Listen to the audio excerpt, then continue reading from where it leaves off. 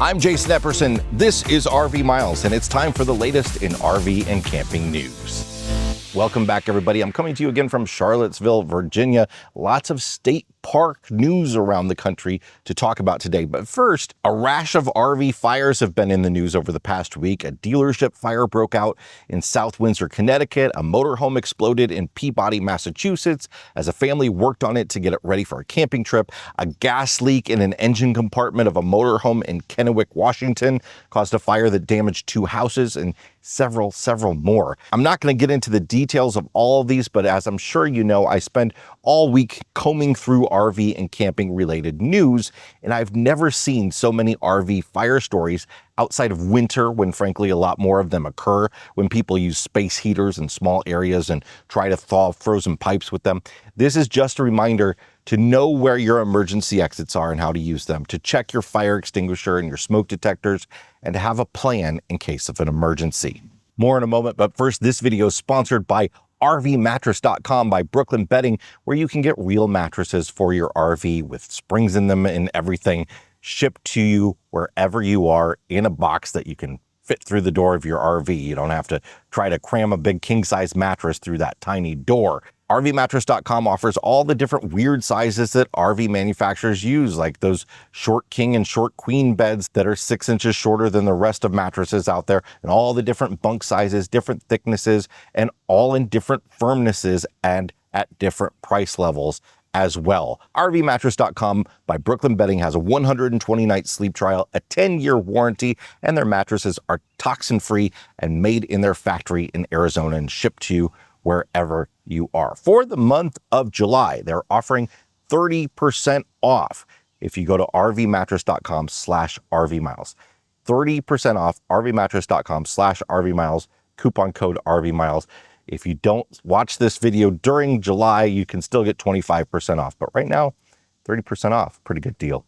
A Nevada state park ranger shot and killed a person in Valley of Fire State Park outside of Las Vegas Wednesday afternoon. According to a release from the Nevada Division of State Parks, the rangers shot their service weapon while responding to a call in the park, hitting one person.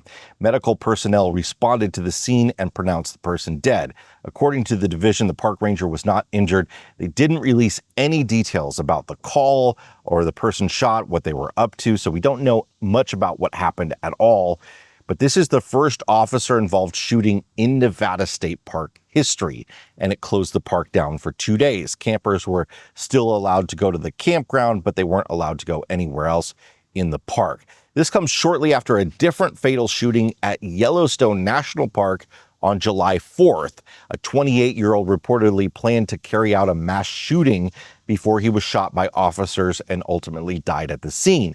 As a reminder, we cover national park news separately on our monthly National Park News Roundup that will come out for this month on Thursday. We'll dive deeper into that story then. California is in the midst of a major cleanup of illegal cannabis grows left behind on state parks land. On Wednesday, the state parks department shared that their spring operation to clean trash from 4 parks resulted in 6,000 pounds of waste being removed from illegal cannabis grow sites. Henry W. Coe State Park is the largest park in Northern California, where members of the Cannabis Watershed Protection Program, or CWPP, pulled some 2,200 pounds of waste from the park.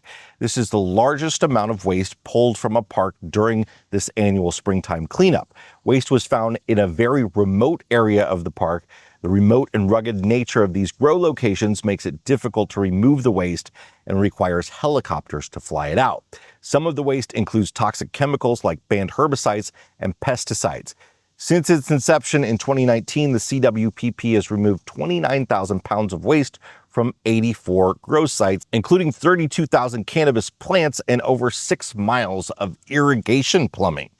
Even with the eradication of over 80 illegal grows, CWPP estimates there are more than 400 illegal grows on state parks property. This is a big problem in California, both on state land and on federal land like national forest and even in national parks. We've reported on this in the past, happening in Death Valley, for instance. On July 10th and 11th, heavy rains caused extensive flooding in northeastern Vermont, closing 8 state parks, most of which are still at least partially closed. The flooding came from the remnants of Hurricane Beryl, which made landfall in Texas, where it was downgraded to a tropical storm. The storm continued to work its way up through the country to Vermont, where 6 inches of rain fell, flooding whole towns. The flooding has so far claimed 2 lives and resulted in over 100 rescues. Colorado state parks have seen 14 drownings so far this year, tying the record for a full year of drownings in those places, and summer is not yet half over. 3 of those water-related fatalities happened at Chatfield Reservoir alone, where boating-related citations have more than doubled from 400 in 2020 to 924 in 2023. Take that with a grain of salt. 2020 was obviously a year where things were wildly different.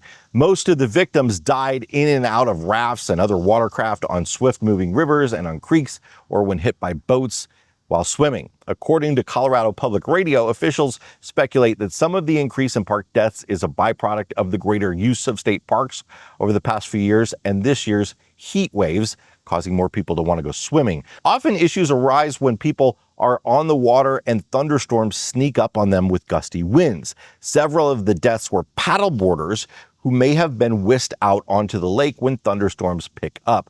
Paddleboarders not wearing life jackets is the leading citation issued on the water at Colorado state parks, with many paddleboarders not realizing they qualify as a vessel and are legally required to wear one. And our last state park story, parks are busy across the nation here in the middle of the summer, and that's causing many to close due to capacity limitations. More than a dozen Connecticut state parks reached capacity on Sunday and had to close to new visitors. 8 parks had run out of parking by 1 p.m. on Sunday, with the parking lots at 5 others filling up by mid-afternoon. The 4th of July saw 18 parks run out of parking in Connecticut. Wherever you're heading to recreate, make sure you can get in, especially on these busy weekends.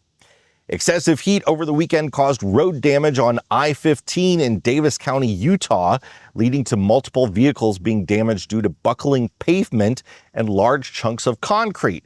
Apparently, there were gaps in the road 2 to 3 feet wide. UDOT says road buckling isn't common, but does occur about a dozen times each summer across the state.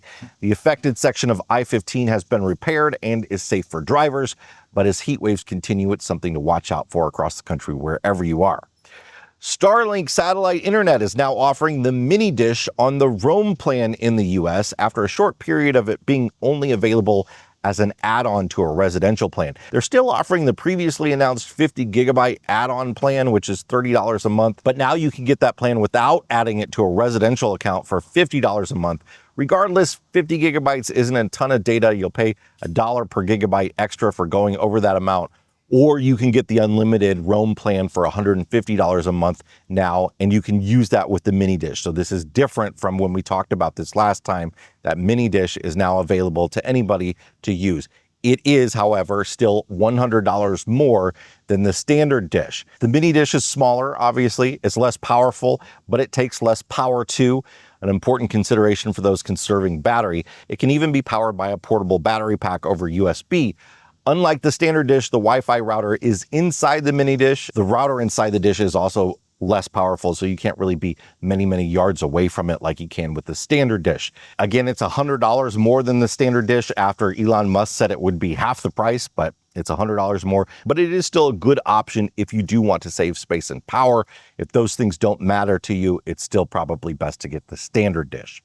Finally, Amazon Prime Day begins tomorrow, Tuesday, and runs through Wednesday. Yes, it's 2 days, even though they call it a day. And the folks at Battleborn Batteries reached out to us to let us know that they're made in the US lithium batteries. Both the heated and non-heated models will be 20% off on Amazon only. This isn't a sponsorship or anything.